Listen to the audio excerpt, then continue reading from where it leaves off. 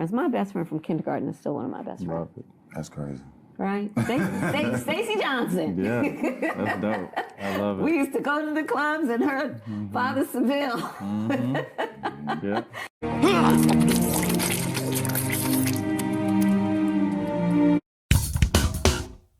So who exactly is voting for Kamala Harris? Well, you have your hardcore leftists, you have your dyed-in-the-wool Democrats, and you have your uninformed independent and Democrat voters, the people who just don't know anything about Kamala Harris's crazy leftist past. Even though it's all out there on video, the mainstream media is trying their best to keep it all covered up because it would be detrimental to her campaign if it ever got out. But of course, the good news is you can't keep the truth hidden away forever, and slowly but surely it is starting to be released, even to the normies out there who haven't been following politics. And that, of course, is what's happening to Charlamagne Tha God over on The Breakfast Club. So what we're going to see today, of course, is a little bit of Kamala Harris's crazy past exposed in this Trump ad. But before I play it for you, please like and comment so we can break through the algorithm. Here we go. Kamala supports taxpayer-funded sex changes for prisoners. Surgery. For prisoners. For prisoners. Every transgender inmate in the prison system would have access. It's hard to believe, but it's true. Even the liberal media was shocked Kamala supports taxpayer-funded sex changes for prisoners and illegal aliens.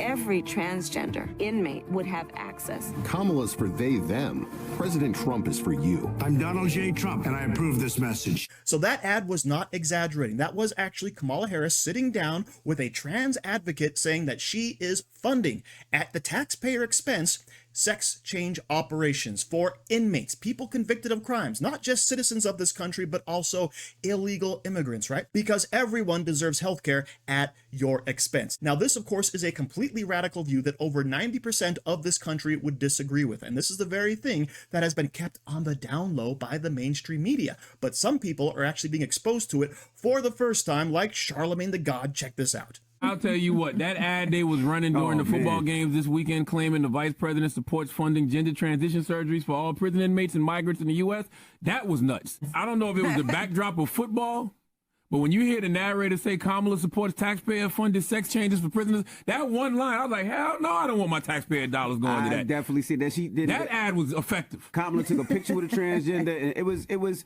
this is what they were saying, that it made it seem like Kamala supports transgender sex changes in jail with our money. That's what it came across. Yeah, Isn't that what they're saying? It literally said that Kamala supports taxpayer-funded sex changes for prisoners, and it talks about how she supports funding gender transition surgeries for all prison inmates and migrants in the United States. That ad was impactful. It was. I'm not gonna lie. I was like, damn. Was it because it was during football? Yes. I think it was because it was during football. But then last week, like the contrast of it. Yes. But then last week they had the same thing running on Tim Walsh and said he likes tampons in boys' bathrooms. I would not have paid that. I don't think I would have paid that commercial no attention if it was any other time. But when you're watching football and what the hell? In between beer commercials, they give you this? Yeah. So truly brilliant and effective messaging by the Donald Trump campaign, right? Playing this very ad during college football, it's a stark contrast. Something that people wanted to sit down and tune out of, and guess what? They're bombarded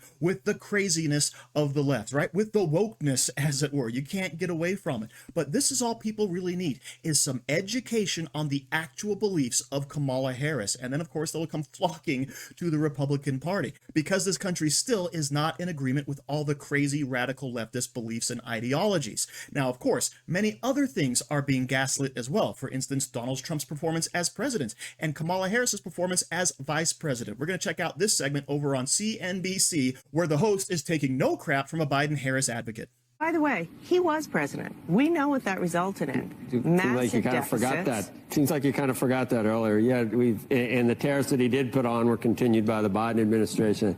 There was no recession. Real wages were actually up. Stock market did well. A lot of very positive things happened. Record low unemployment until the pandemic. So it's just weird to act like it's a complete wild card what kind of president he would be when you've got a blueprint right there of what kind of president he would be. And Kamala Harris has been vice president for 4 years, and we've seen exactly what kind of vice president she would be.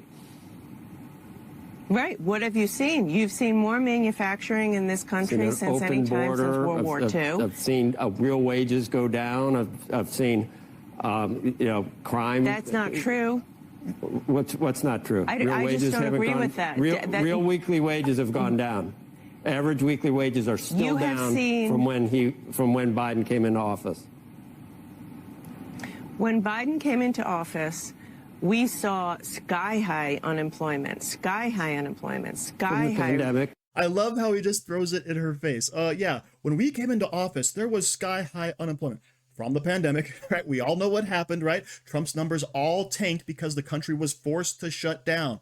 And then during that shutdown, that's when everybody's like writing down the numbers as fast as they can. Look, this is what we're going to use against Donald Trump. And then here we have Joe Biden coming out and taking credit for the recovery, right? For everybody to simply getting their jobs back. Not to mention the jobs that never actually came back and all the jobs that went to illegal immigrants. But that is what the Kamala Harris campaign is trying to do. They're painting this picture that, yeah, Donald Trump, all those 3.5 years he was in office, totally sucked, right? We did not have a huge rise in wages to the tune of $7,500, right? We did not have record low unemployment. We did not have a rise in industry, right? Productivity, bringing in new manufacturing. None of that actually happened. Instead, under Kamala Harris, it's all great, despite the fact that real wages have not risen, right? In the 3.5 years since Biden and Kamala took the reins. We know exactly what Kamala will do because we know what she's already done. And we also know exactly what Donald Trump will do because he was already in office as well, right? This is not a secret. This is just something the left will lie about in the hope that they can convince some voters to go ahead and go for Kamala against their own best interests. So thank you for watching. Don't forget to like, share, comment, subscribe, and stay safe out there, people, because they're coming after you.